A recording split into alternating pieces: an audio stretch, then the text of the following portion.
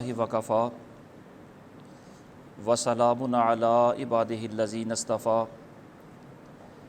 خصوصاً علی سید الانبیاء علیہ التحیۃ والثناء اما بعد فاعوذ باللہ من الشیطان الرجیم بسم اللہ الرحمن الرحیم ومن یبتغی غیر الاسلام دینا فلن یقبل منہ صدق اللہ مولانا العظیم وبلغنا رسولہ النبی الکریم الامین ونحن علی ذلک لمن الشاہدین والشاکرین والحمد للہ رب العالمین ان اللہ وملائکتہ یصلون علی النبی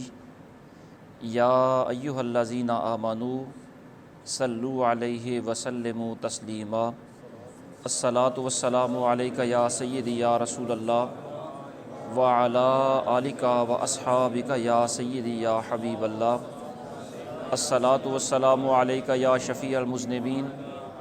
وعلی آلک و اصحابک یا رحمۃ للعالمین۔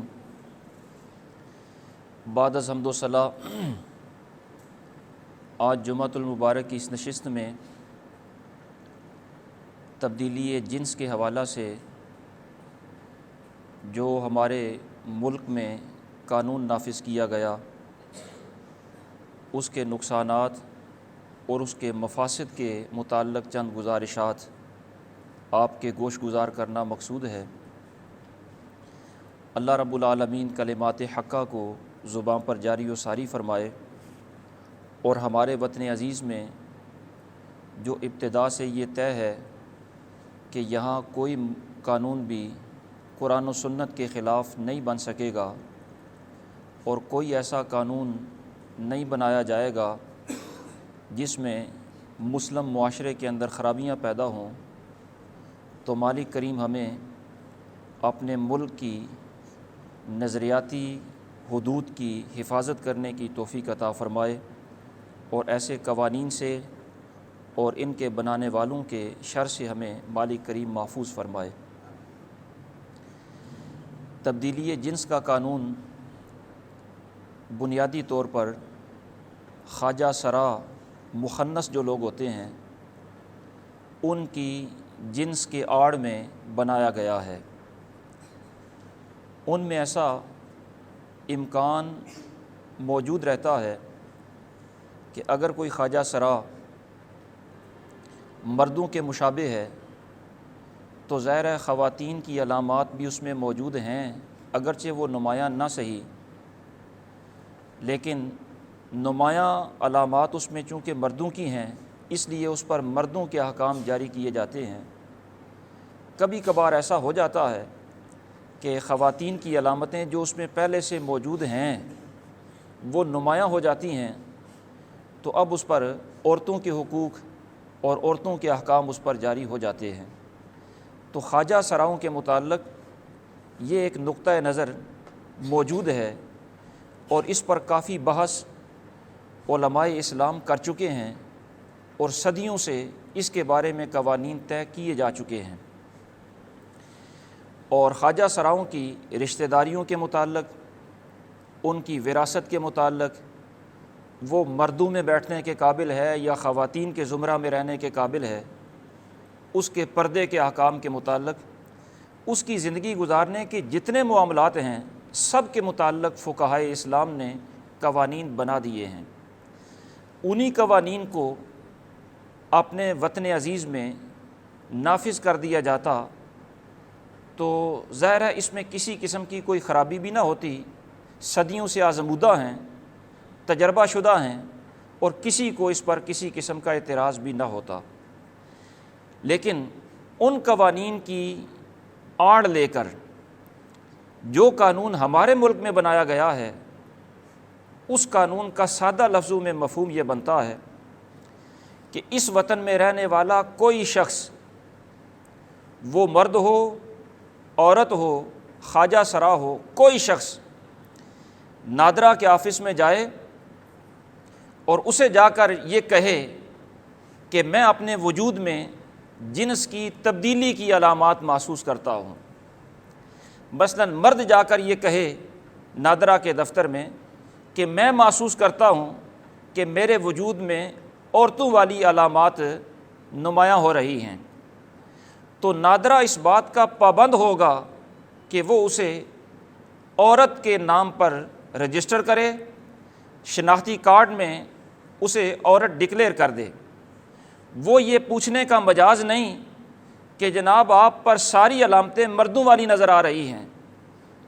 آپ کے منہ پر داڑھی بھی نکلی ہوئی ہے، مونچھیں بھی ہیں، چہرہ بھی، خد و خال، ہیئت ساری مردوں والی ہیں،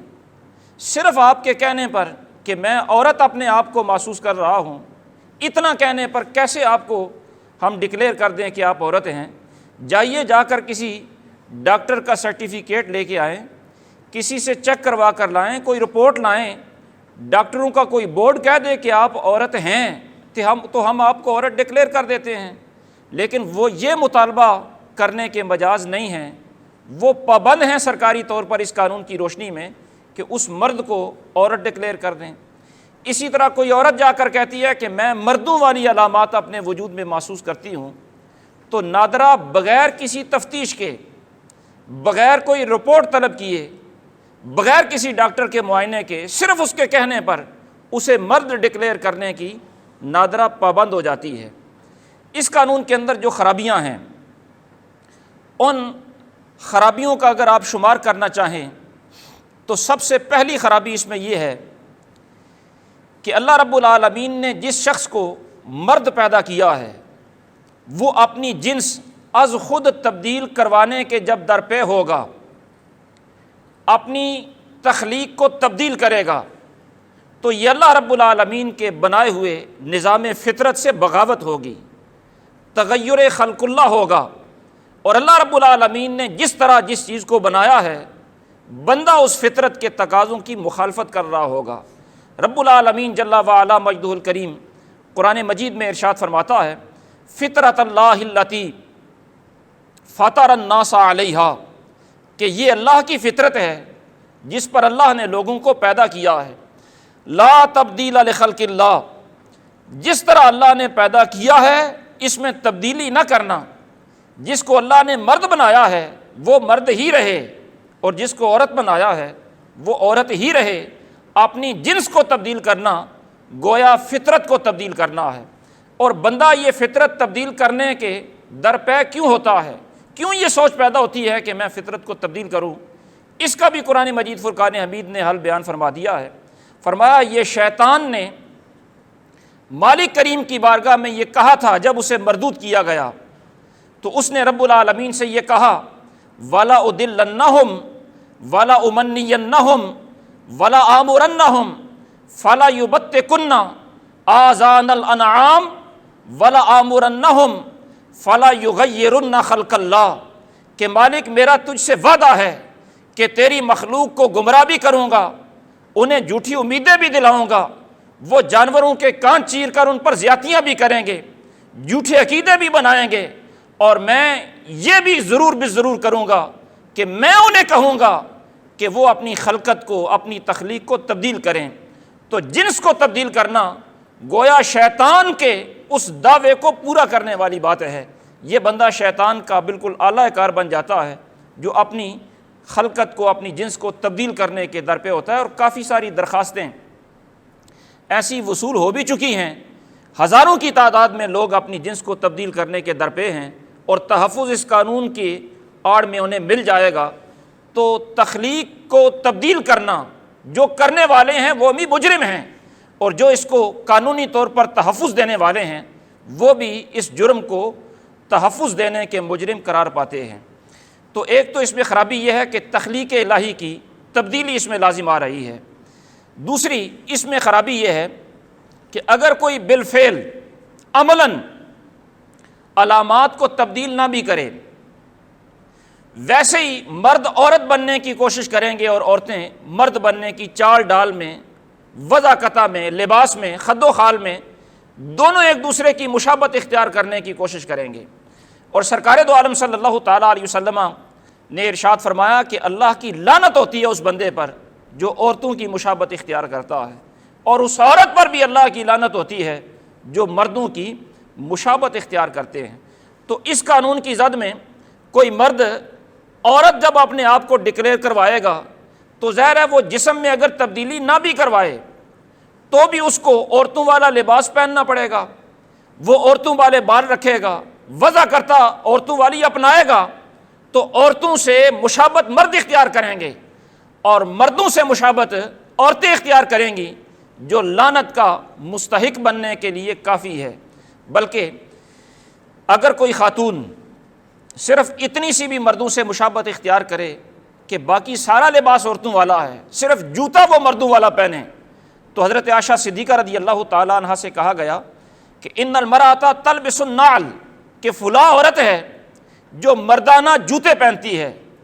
تو فقالت، آپ نے فرمایا لعن رسول اللہ صلی اللہ تعالیٰ علیہ وسلم الرجلۃ من النساء، ایسی عورت پر اللہ نے لعنت فرمائی ہے۔ یعنی اتنی سی مشابہت کہ صرف مردانہ جوتے پہنے، اس پر بھی وہ لعنت کی مستحق ہو جاتی ہے۔ تو آپ اندازہ کریں کہ جو عورت اپنے اعضاء تبدیل نہ بھی کروائے پھر بھی مرد جب بنے گی قانونی طور پر اور کاغذوں میں، وہ مردانہ وضع ضرور اختیار کرے گی، وہ کتنی لعنت کی مستحق ہوگی۔ اسی طرح اس میں تیسری خرابی یہ ہے کہ اس میں اعضاء جو جسمانی طور پر اللہ رب العالمین نے ہمیں عضو عطا فرمائے ہیں، ان اعضاء کی قطع و برید لازم آتی ہے۔ ان اعضاء کی قطع و برید یہ اس کا لازمی حصہ ہے، اور جتنے اعضاء ہمیں اللہ رب العالمین نے عطا فرمائے ہیں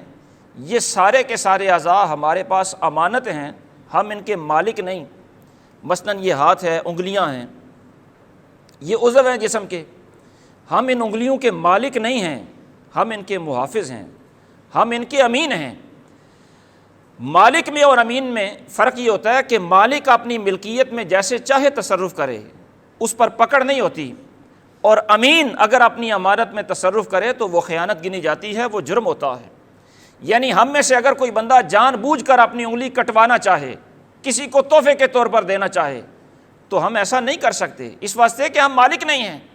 ہم امین ہیں ان انگلیوں کے، ان اعضاء کے۔ تو جسم کے جتنے بھی اعضاء ہیں، سارے کے سارے اعضاء ہمارے پاس امانت ہیں، ہم ان میں خیانت کریں گے تو ہم مجرم قرار پائیں گے۔ آپ اندازہ کریں کہ اس قانون کی روشنی میں اگر کوئی بندہ اپنے جسم کے اعضاء کو تبدیل کروائے، گٹائے، بڑھائے، کٹوائے، کچھ بھی کرے، تو وہ اعضاء کے امانت ہونے میں خیانت کر رہا ہے اور جسم کی ہیئت کو تبدیل کر رہا ہے۔ اور ایک تو یہ امانت میں خیانت ہوگی،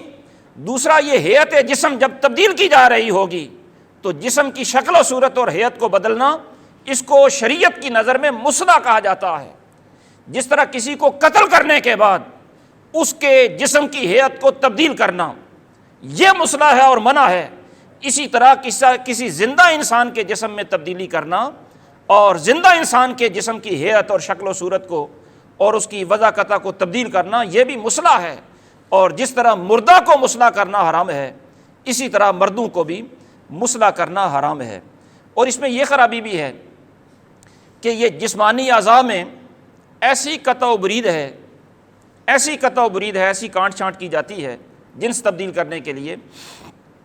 کہ اس تبدیلی کے بعد پھر آئندہ نسل کا چلنا ممکن نہیں رہتا، بچے پیدا کرنے کی صلاحیت اس سے ختم ہو جاتی ہے۔ یعنی جو مرد عورت بنے گا اور جسمانی اعضاء کی ساخت تبدیل کر کے یہ عورت بنے گا، ظاہر ظاہری جسمانی اعضاء کی ساخت تو اس نے تبدیل کر دی، لیکن پیٹ کے اندر رحم کیسے پیدا کرے گا؟ رحم کو محفوظ رکھنے کے لیے جو مالک کریم نے نظام پیدا کیا ہے وہ کیسے پیدا کرے گا؟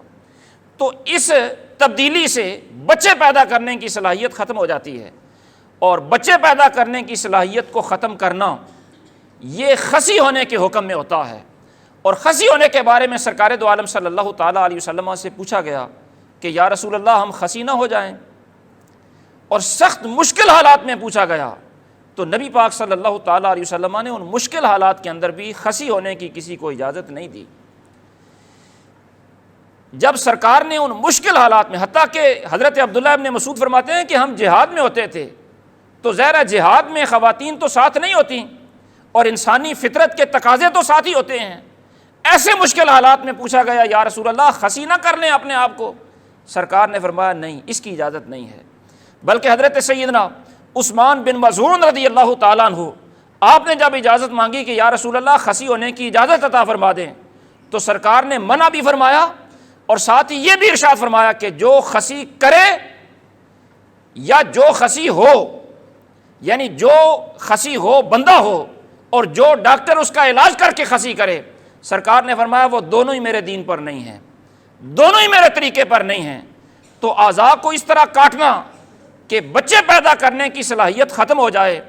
یہ خسی ہونے سے بھی بدتر ہے، اور جس طرح خسی ہونا حرام ہے اسی طرح بلکہ اس سے بھی بڑھ کر یہ معاملہ کرنا حرام ہوتا ہے۔ تو یہ تیسری اس میں خرابی تھی کہ اعضاء کی قطع و برید اس میں لازم آتی ہے، جو امانت میں خیانت بھی ہے،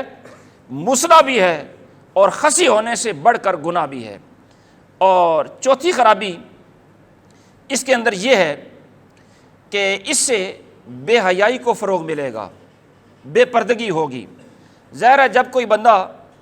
یا کوئی خاتون کسی ڈاکٹر کے پاس جنس تبدیل کرانے کے لیے جاتی ہے اور شوق سے جاتی ہے، اسے کوئی مجبوری نہیں اپنا سطر کھولنے کی، لیکن شوق سے سطر کھولتی ہے ڈاکٹر کے سامنے، تو یہ بے حیائی ہے۔ شوق سے کسی کے سامنے اپنے سطر کو ننگا کرنا یہ بے پردگی ہے، اور ہمارا دین یہ کہتا ہے، حضور سید عالم صلی اللہ تعالیٰ علیہ وسلم نے ارشاد فرمایا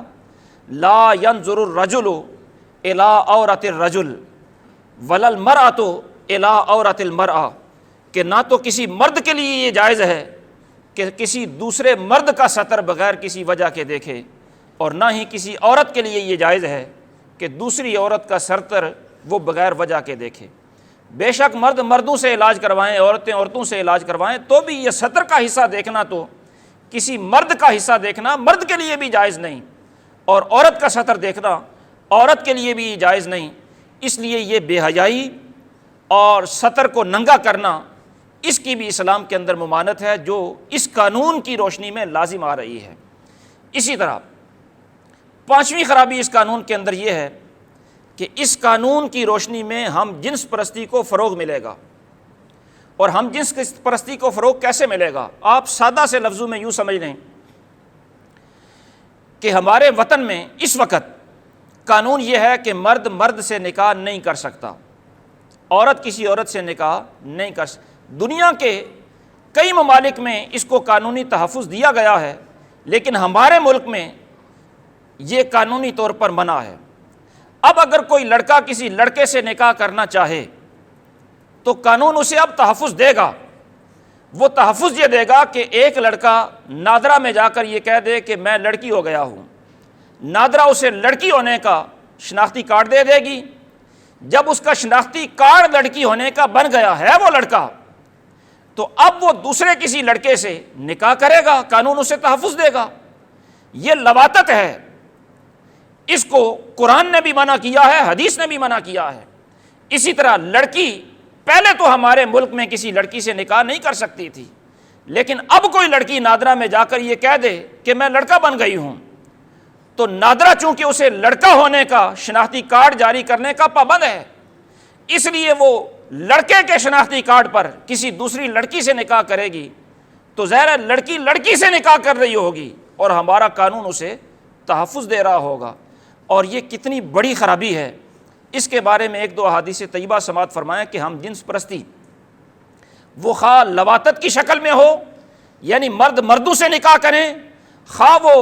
مساحقت کی شکل میں ہو، عورتیں عورتوں سے نکاح کریں، دونوں قسم میں ہم جنس پرستی جو ہوتی ہے، یہ اللہ اور اس کے رسول کی نظر میں کتنا بڑا جرم ہے۔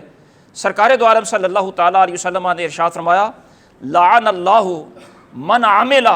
عمل قوم لوط۔ 3 دفعہ سرکار نے فرمایا کہ اللہ اس پر لعنت فرمائے جو قوم لوط والا عمل کرے، اللہ اس پر لعنت فرمائے جو لوطیوں والا کام کرے،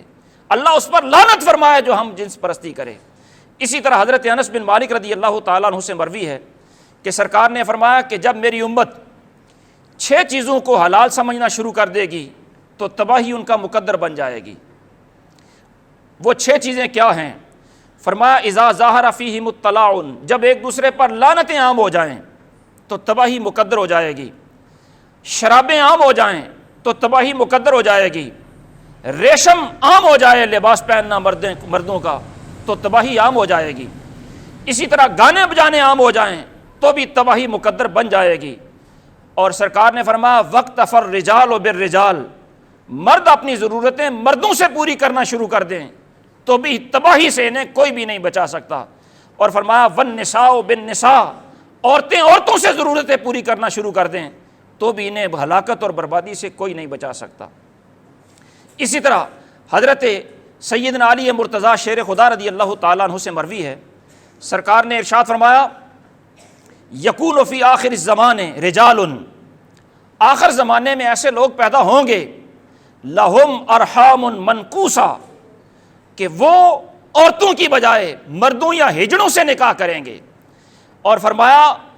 ان سے نکاح اسی طرح کریں گے جس طرح عورتوں سے نکاح کیا جاتا ہے۔ ہم جنس پرستی کو قانونی شکل دی جا رہی ہے۔ حضرت علی فرماتے ہیں کہ سرکار نے فرمایا کہ ایسے لوگ اگر تمہیں مل جائیں تو ان کی سزا کیا ہے؟ فرمایا فَاقْتُلُوا الْفَاعِلَ وَالْمَفْعُولَ بِهِ، جو یہ کام کرے اسے بھی قتل کر دو، اور جس کے ساتھ یہ کیا جائے اور اس کی رضامندی ہو اسے بھی قتل کر دو۔ شریعت تو ایسے لوگوں سے روئے زمین کو پاک کرنا چاہتی ہے، اور ہمارے ارباب اختیار ایسے لوگوں کو اپنے ملک میں قانونی تحفظ دینا چاہتے ہیں۔ یہ ہم جنس پرستی کا فروغ اتنی بڑی ہلاکت کا باعث ہے کہ پورے معاشرے پر تباہی آ جاتی ہے، اور جو بندہ خود اس معاملہ میں ملوث ہوتا ہے، حضرت عبداللہ ابن عباس فرماتے ہیں کہ اگر وہ بغیر توبہ کیے مر جائے تو مرتا انسانی شکل میں ہے، لیکن قبر میں جب جاتا ہے تو اس کی شکل انسانوں والی رہتی نہیں، بلکہ فرمایا فَإِنَّهُ يُمْسَخُ فِي قَبَرِهِ خِنْزِيرًا، اس کی قبر کے اندر شکل مسخ کر کے خنزیر اسے بنا دیا جاتا ہے، کہ مالک کریم نے اسے انسان اشرف المخلوقات بنایا تھا اور یہ جانوروں سے بھی بدتر زندگی گزار کے آ گیا ہے۔ اور حضرت عبداللہ ابن عمر فرماتے ہیں کہ قبر میں تو خنزیر والی شکل بانی جاتی ہے، یحشر اللوطیون یوم القیامت، جب لوتیوں کو، ہم جنس پرستوں کو قیامت والے دن اٹھایا جائے گا تو اس وقت بھی یا بندروں کی شکل میں ہوں گے یا خنزیروں کی شکل میں ہوں گے۔ تو یہ کتنی بڑی خرابی ہے جو اس قانون کی زد میں لوگوں کو تحفظ فراہم ہو رہا ہے اور ہم جنس پرستی کو فروغ دیا جا رہا ہے۔ بلکہ سرکار نے یہاں تک ارشاد فرما دیا کہ جو بندہ ہم جنس پرستی کرتا ہے لوتیوں والا کام کرتا ہے، قیامت والے دن اللہ رب العالمین جب لوگوں کو اٹھائے گا تو ظاہر ہے حضور کی امتی حضور کی امت میں اٹھائے جائیں گے، جو موسوی ہیں وہ حضرت موسیٰ کی امت میں، جو عیسوی ہیں حضرت عیسیٰ کی امت میں، لیکن جو لوتی ہوں گے سرکار دو عالم صلی اللہ تعالیٰ علیہ وسلم نے ارشاد فرمایا کہ انہیں میری امت میں سے اٹھایا ہی نہیں جائے گا، انہیں میری امت سے نکال کر لوتیوں کے ساتھ اٹھایا جائے گا۔ وہ ان والا عمل کرتا ہے وہ ان کے ساتھ ہوگا قیامت والے دن، میری امت کے اندر اسے شامل ہی نہیں کیا جائے گا، میری امت سے نکال کر ان کے ساتھ اٹھایا جائے گا۔ کتنی بڑی بد نصیبی ہے، ہلاکت کا کتنا باعث ہے اس قانون کو پاس کرنا، اور کتنی بڑی بربادی کا یہ سبب ہے۔ ملک پہلے کن حالات کے اندر ہے اور یہ تباہی کے اور کتنے اسباب پیدا کر رہے ہیں۔ اسی طرح اس قانون کو پاس کرنے میں چھٹی خرابی یہ ہے کہ جب یہ قانون طے ہو گیا، پاس کر لیا گیا کہ کوئی بھی بندہ، کوئی لڑکا نادرا سے لڑکی ہونے کا سرٹیفکیٹ لے سکتا ہے، قانون اسے لڑکی سمجھے گا، اور کوئی اس کی ڈاکٹری نہیں، کوئی رپورٹ نہیں، بس اس کے کہنے پر اسے لڑکی ہونے کا سرٹیفکیٹ دے دیا جائے گا۔ تو خرابی کیا ہے؟ اب کوئی جوان لڑکا لڑکی ہونے کا سرٹیفکیٹ لے لے نادرا سے، وہ لڑکیوں کے کالج میں جا کر کہے کہ میں لڑکی ہوں مجھے داخلہ چاہیے، کون ہے جو اس کو داخلہ ہونے سے روکے؟ ظاہر جہاں جوان بچیاں زیر تعلیم ہیں وہاں اس کا داخلہ کس طرح آپ روک سکیں گے؟ اور جب وہ ایک یا چند لڑکے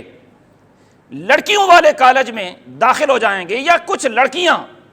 لڑکوں والے کالج میں داخل ہو جائیں گے تو آپ سمجھ سکتے ہیں کہ کتنی خرابیاں پیدا ہوں گی، زنا کو کتنا فروغ ملے گا، اور کتنی خرابیاں جو ہیں وہ قانونی طور پر جائز ہو جائیں گی اور ان کو تحفظ مل جائے گا۔ اسی طرح جب یہ صورتحال پیدا ہوگی تو جو سنجیدہ لوگ ہیں، جو پہلے یہ سمجھتے ہیں کہ ہم نے اپنے بچوں کو یا بچیوں کو مخلوط نظام میں تعلیم نہیں دلوانی، بچوں کی یا خاص طور پر بچیوں کو ہم تعلیم تو دلوانا چاہتے ہیں، لیکن باپردہ ماحول میں دلوانا چاہتے ہیں، اور وہ بڑی تفتیش کے بعد اکا دکا انہیں کوئی کالج نظر آ جاتا ہے کہ یہاں صرف بچیاں ہوتی ہیں، عملہ بھی خواتین کا ہوتا ہے، یہاں بچیوں کو تعلیم دلوا سکتے ہیں۔ پہلے تو چلو وہ ڈھونڈ لیتے تھے، تلاش کر لیتے تھے، لیکن جب یہ قانون پاس ہو گیا اور اس پر عمل درآمد بھی معاشرے میں ہو گیا تو آپ اندازہ کریں لوگ اپنی بچیوں کو پھر کہاں تعلیم دلوائیں گے؟ کیا کوئی کالج بھی شکوک و شبہات سے محفوظ رہ سکے گا؟ کوئی تعلیمی ادارہ بھی محفوظ نہیں رہ سکے گا۔ لوگوں کی تعلیم کا کیا بنے گا؟ خدا جانے کس بے ہوشی کے عالم میں انہوں نے یہ قانون پاس کر دیا۔ ویسے تو ظاہر ہے تبصرے یہ بھی آ رہے ہیں کہ یہ قانون از خود انہوں نے نہیں بنایا، اور آج ہی نہیں یہ بنا یا آج ہی نہیں پاس ہوا، بڑے سالوں سے یہ کوشش ہو رہی ہے، اور جن کے کہنے پر انہوں نے بنایا ہے وہ انہیں شاباش بھی دے رہے ہیں، اور کچھ ہڈی کے نوالے بھی ان کتوں کے منہ میں دے دیں گے، لیکن ان کے منہ میں وہ کتے کے منہ میں نوالے تو مل جائیں گے، قوم کا کیا بنے گا اور لوگوں کی تعلیم کا کیا بنے گا؟ لوگ مخلوق تعلیم سے پہلے کتنے بیزار ہیں، اور اب وہ بچیوں کی تعلیم کے بارے میں کیا کریں گے؟ یہ بہت بڑی خرابی ہے۔ جب یہ قانون پاس ہو جائے گا تو پھر بچیوں کی تعلیم مشکل ہو جائے گی۔ اسی طرح اس قانون کے تناظر میں یہ خرابی بھی پیدا ہوگی کہ ہمارے ملک میں کوٹا سسٹم ہوتا ہے، کچھ ملازمتیں ہیں جو خواتین کے لیے ہیں، سیٹیں ہوتی ہیں جو خواتین کے لیے مخصوص ہیں، کچھ ہیں جو خواجہ سراؤں کے لیے مخصوص ہیں۔ اب اگر کوئی بندہ اپنی جنس تبدیل کروا کے تبدیلی جنس کا سرٹیفکیٹ لے کے گورنمنٹ کو کہے کہ مجھے اس کوٹے میں سے سیٹیں دی جائیں، تو ظاہر ہے اس کوٹے میں سے سیٹ یہ لے گا، حالانکہ یہ اس جنس کا ہے نہیں۔ یعنی خواجہ سراؤں کی سیٹ یہ مرد کوئی لے لے گا، حالانکہ یہ خواجہ سرا نہیں ہوتا۔ خواتین کی سیٹ پر یہ تعینات ہو جائے گا، حالانکہ یہ خاتون نہیں۔ تو اس قانون کے تناظر میں لوگوں کی حق تلفی ہوگی کہ نہ ہوگی؟ ظاہر لوگوں کی حق تلفی ہوگی، اور یہ حق تلفی قانونی طور پر جائز قرار پائے گی۔ اسی طرح اس قانون کے تناظر میں جو نکاح کے مقاصد ہوتے ہیں، نکاح کے مقاصد تو ہوتے ہیں کہ نسل انسانی آگے بڑھے، اور سرکار نے بھی ارشاد فرمایا کہ نکاح ان عورتوں سے کرو جن میں نسل بڑھانے کی صلاحیت زیادہ ہو، تمہاری کثرت پر میں قیامت والے دن فخر کروں گا۔ جب یہ قانون پاس ہوگا تو ظاہر ہے اس قانون کا تو تقاضا یہ ہے کہ تبدیلی جنس جب کی جائے تو افزائش نسل ختم ہو جاتی ہے، ان اعضاء میں بچہ پیدا کرنے کی صلاحیت ختم ہو جاتی ہے۔ اس قانون کی روشنی میں نکاح کا جو مقصد ہے وہ بھی ختم ہو جاتا ہے۔ پھر اس کے بعد یہ خرابی بھی اس قانون کی روشنی میں لازم آتی ہے کہ وراثت کے جتنے قوانین پہلے سے موجود ہیں وہ سارے کے سارے گڑبڑ ہو جائیں گے۔ مثلاً اگر کسی شخص کی 2 بچیاں ہیں، اس کے بہن بھائی بھی موجود ہیں، وہ شخص اگر فوت ہوتا ہے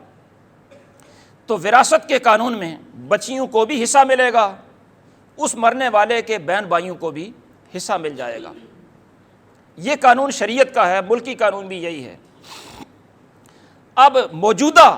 تبدیلی جنس کے قانون کی روشنی میں اسے دیکھیں کہ جس بندے کی 2 بچیاں ہوں، ان میں سے ایک بچی یہ سرٹیفکیٹ، یہ شناختی کارڈ بنوا لے کہ میں بیٹا ہوں، لڑکا ہوں،